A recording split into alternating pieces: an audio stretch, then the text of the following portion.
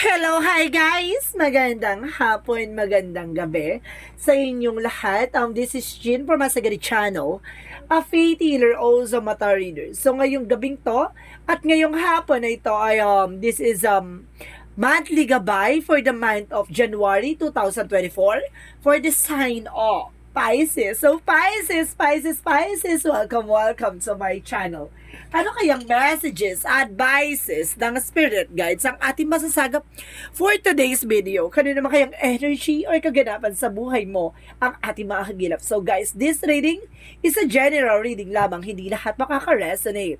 Kunin lamang pa makaka-relate sa inyo and comment down below kung kaninong energy ang ating nasagap. And of course, don't forget to like and subscribe my channel and hit notification bell for more videos update. And of course, maraming salamat po sa mga walang sawang pagsuporta sa aking channel. Lalo-lalo na hindi nag-skip ng ads na way pagpalain kayo ng Diyos at may kapal, siksik, liglig, nag-uumapang biyaya man ng balik sa inyo. And of course, once again, this is Chin Rodriguez from Masagari Channel. Umpisahan na natin ang laban. So once again guys, belated Merry Christmas and of course advance in a Happy New Year. And of course guys, enjoy no kung saan man kayo sulok ng mundo. Maraming salamat po. So umpisahan na natin guys. Angel Spirit, please give me information for the sign of Pisces for a monthly gabay for the January 2024. So there's a word card. There's a travel. Guys, may travel ka dito, no? May travel. A travel. There's a success. No? Kumbaga, palakasin natin at tataasin natin ang energy. And of course, there's the lovers. O see? May the word ka na, may lovers ka pa. So it means talagang magpapaikot ang mundo mo. Meron tao magpapaikot ang mundo mo or else may tao magsisilbing, 'di ba? Liwanag ng mundo mo. And of course, there's a lovers, parang there's a love life, career. And of course, love life and career, the word can represent a success. So maaari magsasuccess ka na or maaari ang person mo maaring, di ba, ibang lahi or iba rin ang charisma mo, daya. And because there's an information by the Eight of Pentacles, so there's a trabaho, no? Mag-focus ka sa trabaho mo, mag-focus ka sa ginagawa mo, being dedicated or focus sa ginagawa mo, magsasuccess ka. At the same time, there's an Ace of Pentacles. A big money, a big opportunity, and big slot. Masabog! Kumbaga, there is a big opportunity and big money, guys. My God, nalaki ng pera dito. Nasa-sense ko siya, guys. And there's a Two of Swords. There's an indecision. May mga bagay na, kumbaga, mapagdidesisyonan mo na, no? Kumbaga, there's an information na parang pinag-iisipan mo. Pero eventually, mapagdidesisyonan mo na siya. And of course, there's an information by the Page of Cups na listen to your intuitions and listen to your gut feelings. So, ibig sabihin, makikinig ka sa vibrations mo. Makikinig ka sa instinct mo. Sa ano yung sinasabi ng ano mo, inner voice mo. Makikinig ka dyan. Kasi there's a signs and synchronicities na dapat mapakinggan. And the Seven of Wands, there's a protection. So, shield yourself, protect yourself, protect your territory. May mga bagay na kailangan mong proteksyonan. At of course, ito yung magsisilbing mundo mo. Or the word cloud. Maaaring there's a travel that brings your protections. So, let's see what is the lovers. Oh my God, ano tong lovers na to? Oh my goodness. So, there's a partnership, guys! So, ibig sabihin talaga may love life na pasabog, no? Talagang malaking factor talaga na there's a new offer, a new love life coming in. So, ibig sabihin may bagong pag-ibig or bagong kilig or something, diba?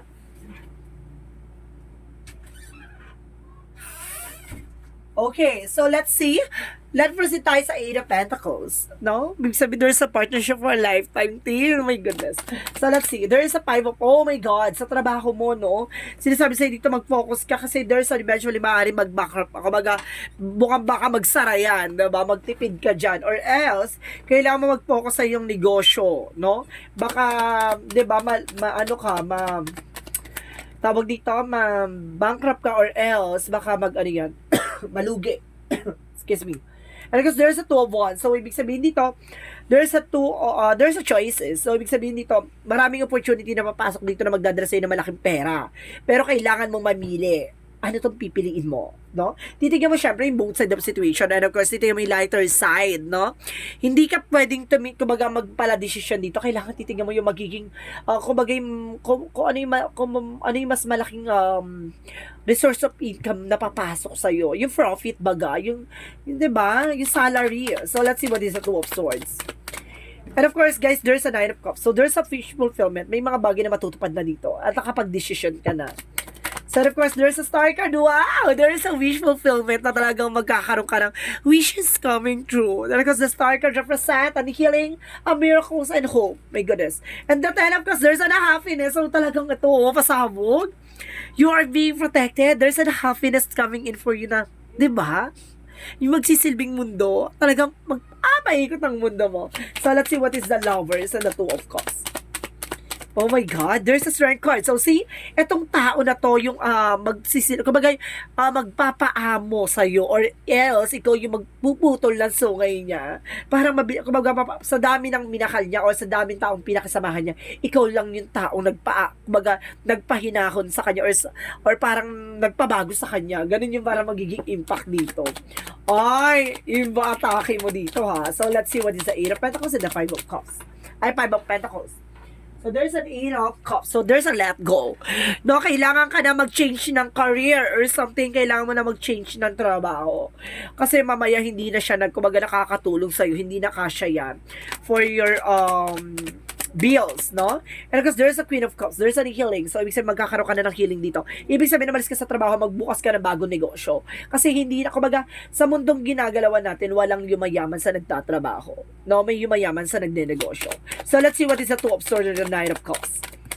So, there's a 3 of Wands. So, there's a information na waiting for a soul to waiting for a ship. May mga bagay na inaantay mo. So, there's information na parang parating na talaga ang pinangarap mo. So, let's see what is the Page of Cups. And of course, there's a the Star card. So, there's a the Moon card. So, there's some information that the truth reveal is here. So, ibig sabihin dito, there's a mystery, no? Kumbaga, ito yung, kumbaga yung sa kadiliman, siya yung nagsisilbing liwanag. Parang gano'n. Parang, kumbaga, malalaman mo ang kasagutan sa panaginip mo or something sa intuitions mo. Kumbaga, ito yung magsisilbing parang clue or something strategy. Oh my goodness. So, let's see what is the outcome. So, there's a 9 of Cups. So, there's an offer. May offer dito, it's a love, at kumbaga, it's either engagement, proposal, ganon. And of course, there is a 7 of Pentacles, there is a harvest time. So, at the end of the time, magkakaroon ka ng harvest in paying off. The 9 of Cups is an email or messages ka matatanggap. So, let's see about this, about naman sa career. About sa career mo is the 7 of Cups. Uy, maraming oportunidad, no? Dami pasok dito na eksena. And because there's a Chariot, so kailangan mo mag-take ng action. Hindi pwedeng tatamad-tamad, hindi pwedeng tutunga-tunga ka dyan, kailangan mong kumilos. So, pagdating mo sa love life, so there's a Temperance, a perfect timing. So, this is the perfect timing that you need, waiting for, no? Maaaring may mga bagay na kailangan mong gawin. So, ibig sabihin dito, syempre, di ba? Kahit pa paano humarot ka, hindi pwede yung pakipot-kipot ka dyan. Di ba? Because there's a 9 of Wands, so there's a slow and steady. Panatili mong kalmado. No, mabagal man, pero alam mo sigurado. Ganon. So, pagdating naman sa health, no? Anong atake mo dito sa health? Anong eksena sa health? So, there's a 10 of Pentacles. So, ibig sabihin dito, guys, mawawala na yung worries, anxieties nyo. Kasi, kumbaga, there's a fast communication, that there's a trouble that brings you a good health. Kasi parang, kumbaga, pang matagalan, or else, baka magiging matagal pa yung buhay mo. No? Parang, kumbaga, there's an information, parang nakakita ko dito ng old person na parang, di ba? Kumbaga, magkakaedad ka, pero mga siguro around 80 plus, buhay ka pa. Ganun. Of course, the 8 of Wands, so there's a fast communication coming in. And of course, there's an Ace of Swords, there's a mental clarity. Parang natauhan ka na, naliliwalagan ka na sa lahat na nangyari sa health mo. Ibig sabihin, it's all about anxieties. So, it's stress, no? Pero don't you worry, there's a 4 of Wands. Kumbaga, pagdating sa health mo, magkakaroon ka ng celebration. Kasi, kumbaga, natuklasan at nalaman mo na. And of course, there's a homecoming, ha? May uuwi galing sa ibang lugar o sa ibang bansa, ganon. And ako sinasabi sa'yo dito na, kumbaga, magkakaroon ka ng success talaga. So, let's see, additional outcome. So, there's a 6 of Swords, transition. No, makakaalis ka na sa situation. At the same time, there's an Ace of Wands, there's a new beginning coming in for you. Oh my goodness. A transition for a lifetime. May pagbabago, magaganap na at magaganap na. Diba? So, let's see what is the magical fairy messages. Parang sinasabi dito na magaganap na yung matagal mong inaantay. Oh my God, parang ang lakas talaga ng energy dito na parang there's something information na parang, di ba, ang lakas ng atake sa akin dito, parang parang binibigyan ako ng, ano dito, no? Parang something information na parang, mayroon kang makukuha at magkakaroon ka ng balance at mapapaikot mo to, parang ganun ang atake dito. No? Parang ganun yung gustong imensahe sa akin talaga dyan. So, let's see what is the magical fairy messages. Kumbaga, mapapaayos mo na yung ano mo, yung buhay mo. Parang ganun. Kumbaga, biglang mag-shift. Yung ganun, yung parang from walang-wala to nag-uumapaw na biyaya. Parang ganun. So, let's see what is a magical fairy. So, I told you! Oh my God, I told you talaga, new career. Na baguhin mo yung career mo, na umalis ka na dyan sa trabaho mo, or mag-isip ka na bagong negosyo. Kumbaga, kung may pera ka na, no, mag-invest ka on your own, no? Kumbaga, baguhin mo yung career mo, baguhin mo yung landasin mo, hindi pwedeng habang buhay nandiyan ka. Walang magbabago, walang mangyayari. Maraming panchismosa dyan. So, let's see what is additional yin and yang oracle card. See? I told you, there's a change in cycle. Oh my God! Oh, there's a change and of course, there's a cycle. I told you, di ba? Kung hindi mo babaguhin ang eksena, walang magbabago. And of course, there is alchemy, ancestors, no? Ginagabayan ka ng iyong, yung mga yumao mong mahal sa buhay. And there's a regret. Huwag mong antayin pagsisihan mo. Di ba? So, habang maaga pa, mag-take ka na ng actions. So, let's see what is the chakra messages. So, there's a wisdom. So, ibig sabihin talaga, no, talagang mabuti ang kalooban mo talaga. At malinis ang intention mo. And of course, there's a workaholic. Talaga pagdating sa trabaho ka. And of course, there's a recovery. Don't you worry, makaka-recover ka na. So, let's see what is Archangel Michael messages for you. What is Archangel Michael messages for you? So, there's a decide to be happy now. So, kailangan mo mag-desisyon na magiging masaya ka ngayon. Hindi bukas, ngayon, now na. And shield yourself, I told you, di ba? Kailangan mong protectionin yung sarili mo. Kasi may mga taong naiinggit behind your back na ginagawan ka ng mga negativities or something, blockages, na hindi mo maisakatuparan yung mga pangarap mo. So, ngayon papasok na 2024. So, kumbaga, kailangan mo mag-cleansing or something, kumbaga, kailangan mong protectionan yung sarili mo laban sa mga negatibo. No? So, let's see what is the Moonology.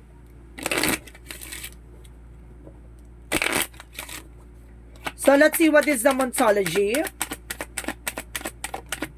So, a time to give rather than take. So, ibig sabihin dito, mas maganda yung ikaw yung, di ba, nag-google ng oras at panahon kaysa ikaw yung parang umaasa sa kanila. Di ba? Parang ganoon. Yung parang, inaano mo, kumbaga, nag-aantay ka na lang, parang gano'n, wag kang gano'n. Kumbaga, ikaw yung, mas maganda ikaw yung nag-aano ng oras mo, ganito, ganyan. And of course, conclusion are within reach, no? Maaaring tama yung hinala mo. Yung mga instinct mo, intuitions mo, maaaring tama yan. So, let's see what is Archangel Raphael. So, there's an have faith. Oh my God. So, kailangan mo magtiwala sa ating Panginoon.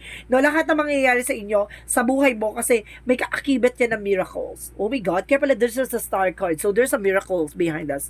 No, and of course, sinasabi dito, there's a divine, oh my God, divine intervention. May paalala nga talaga. No? May paalala sa iyo ang ating divine na kailangan mo mag-take ng action hanggat hindi pa huli ang lahat. So, let's see what is additional messages for angel spirit guide. So, there's a speaker. O, see? Kumbaga, there's an orasyon. May orasyon sa'yo na para, di ba? Kumbaga, kung nakakaranas kang kagipitan or something na kumbaga baligtad sa narinig natin na hindi maganda. Kumbaga, there's an information dito na parang ginawang ka dito ng orasyon. And there's the builder, no? Palakasin mo yung pundasyon mo. Magkaroon ka ng protection sa sarili mo. So, let's see what is additional messages for the energy. Let's see what is additional messages for the energy. And because there's broken heart, so some of you ha, kumbaga maaaring gamutin na yung puso mong sugatan. May taong darating na. And because there's rest and rejuvenate. So ibig sabihin kailangan mo ng meditations para masagot ang iyong mga, para kumbaga madagdagan yung energy mo at masagot yung mga katanungan mo. Kasi marami kang tanong na nagbi-build na para magkaroon ka ng anxiety and stress eh. So kailangan mo mag-meditations. And because there's an information angel of strength, ibig sabihin dito, patalasin mo ang kaisipan, maging matapan, magkaroon ka ng confidence, alisin mo yung takot at pangamba mo. 'Di ba? Isa 'yan sa nagiging balakid kaya hindi mo natatagumpayan ang mga pangarap mo o yung mga bagay na dapat mong gawin kasi natatakot ka. Or natatakot ka sumubok. Ganon. And of course, there's a loneliness. Hindi ka nag-iisa dito, maraming gumagabay sa iyo. And of course, There's a success! Wow! There's a success coming your way. Oh my goodness. Talaga magsasuccess ka, kumalma ka. Oh. Okay, there's a success, diba? Talaga magsasuccess ka dito. So, let's see what is additional messages. So, let's see what is additional messages. And because there is a movement. So, may paggalaw dito, no? Talagang, diba, mangyayari na yung mga bagay na mangyayari. And of course, there's a water. Ibig sabihin dito, there's a rejuvenation. Ayun yung sinasabi, diba? Kumbaga, kailangan mo na sariwang hangin or kailangan mo, 'di ba, mag-isip-isip, 'di ba, para or kailangan mo lumayo sa mga negatibo. Para parang paglilinis to yung emotions mo, para mailabas mo. So let's see what is additional messages. Parang meron ako nasa-sense dito, parang hirap na sa sitwasyon, no? Parang feeling ko dito na parang biglang iaangat ni God. And because there's a new earth, no? Keep holding the vision. So, ibig sabihin dito, nangyayari na, it's happening, no? It's happening, keep holding the vision. Ibig sabihin dito, pagpatuloy mo yung ginagawa mo kasi nangyayari na, di ba? Yung mga bagay na gusto mong mangyari. So, let's see what is the romance angels. So, let's see what is the romance angels.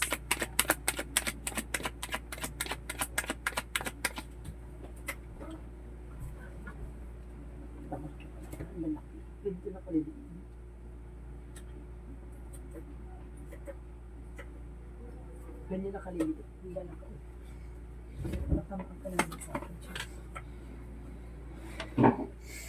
So let's see what is the romance angels. Stay optimistic and about your love life. O see, maging positibo ka pagdating sa love life kasi nega ka nag-iisip ka dito ng, kumaga, be paranoid, nag-iisip ka dito ng mga negative. Mari pinaghihinalaan mo yung partner mo or either, baka may darating sa'yo na parang, di ba? Kumaga, magluloko rin naman to, gato ganyan. Masyado kang nega, iwasan mo yan. So, there's an angel's answer, guys, no? Mag-isip ka ng question nyo kung ano gusto nyo yung katanungan. So, bibilang ko ng 3, kailangan na pag-isip ka na, okay? 1, 2, 3, 4. Over 4 na. Dami na. So, guys, let's see what is the angel's answer. Oh my God. Ay, my goodness. Ang ganda. Pasabog. Oh my God. So, sinasabi dito, within the next few weeks, no? Within the next few weeks, abundance and opportunity coming in. Diba? So, this is the monthly gabay for January. Talagang weeks talaga papasok. So, ibig sabihin, may abundance and opportunity na papasok sa for today's video. Oh my goodness. So, abang-abang. My God. So, let's see what is the Jesus-loving quotes. Let's see what is the Jesus-loving quotes. I will not leave you comfortless, I will come to you. Ibig sabihin dito, hindi ka iiwan ni God ng luhaan, hindi ka niya iiwan ng ikaw lang. So, bibigyan ka ng instrumento ni God para tumulong sa'yo. No? Para, kumbaga, iangat ka sa mga bagay na nahihirapan ka. Or sa mga sitwasyon na nasa ibabaw, nasa ilalim ka, no? Iaangat ka niya. So, let's see what is the angel's number. Let's see what is the angel's number. So, there's a 1, no? 1 in a Roman number. So, there's an information dito. I am innovative. So, sinasabi, you are a self-starter with a very innovative ways of creating opportunities. Your determination and endurance are powerful and will help you get through rough times and reach success. Diba? Kumbaga, sa dami mong pinagdaanan, diba? There's a rough. Ibig sabihin, ano mang yung, kumbaga, ano man yung pinagdadaanan mong, kumbaga, kahirapan or maraming mga obstacle ka naranasan or something mistake or failure, kumbaga will yan ni God, 'di ba? Parang ano yan kumbaga pinaranas sa yan para maramdaman mo at para malaman mo yung mga susunod mong hakbangin. Or else, kaya siguro pinaparanas yan para ma-motivate ka or else para madagdagan yung knowledge mo or experiences mo nang sa gano'n sa mga susunod na eksena, kumbaga malakas ka na at matibay ka na, hindi ka na basta-basta mabubuwag. Kumbaga, parang sinasabi dito, pain is strength, pain is your power, no? Parang gano'n. So, let's see. What is the messages of life? Oh my God, a gift of a life, from the life. So, ibig sabihin dito, a gift from life. Oh my God, parang regalo to ng buhay. Talagang binibigyan ka talaga ng something gift and you are also gifted. Sinasabi dito na each day, life offers me abundance, proof that universe love me. Every day, God sends angels to help me. Today, I will receive an angelic message. It may come from someone with whom I speak from words that are real. I will listen closely as this message is divine gift meant to help me make my way in love and maintain my spiritual strength. So see, kumbaga pinalalakas ka, I told you, 'di ba? Parang gift ka ni God na parang 'di ba? Parang sinusubok ka niya sa lahat ng bagay. Parang soldier ka niya, no? Kumbaga pinapalakas ka niya being isang warrior. Kumbaga inaano niya na parang maging malakas ka anumang niyang sugat or maranasan mong paghihirap, alam niya na malalagpasan mo at the end of the time. So ibig sabihin dito, pinalalakas ka lang niya sa lahat ng bagay para sa susunod na laban, kayang-kaya mo na, sisiw na yan. So this is the monthly gabay for the month of January 2024 for the sign of Pisces. So Pisces, maraming salamat for your wonderful reading. And of course, once again, this is Chin Rodriguez from Masagadi Channel, a faith healer, also mata reader. Maraming salamat guys sa mga walang sawang pagsuporta sa aking channel, lalo-lalo na hindi nag-skip ng ads. Naway pagpalain po kayo na Diyos at may kapal. Siksik, liglig, nag-uumapa ang biyaya manubalik sa inyo. And of course, madam, maraming salamat po pala sa mga dun sa nagpapalipad, no? Sa nagpapalipad for a gift. Maraming salamat po sa iyo, madam. Dorothy ata yung name niya. So, I don't know na yung ibang ano niya, but there's a Dorothy eh. Siya nagsisend every time dito sa Pisces reading natin. Maraming salamat po sa iyo, madam. Pag-appreciate nyo ng ating reading. Maraming salamat po. And of course, once again, belated Merry Christmas and of course advance and a Happy New Year to all of you guys out there. International, saan man sulok ng mundo, maraming salamat po sa inyo sa pagsubaybay ng akin reading. Maraming salamat po and see you in the next video. Bye-bye and babush!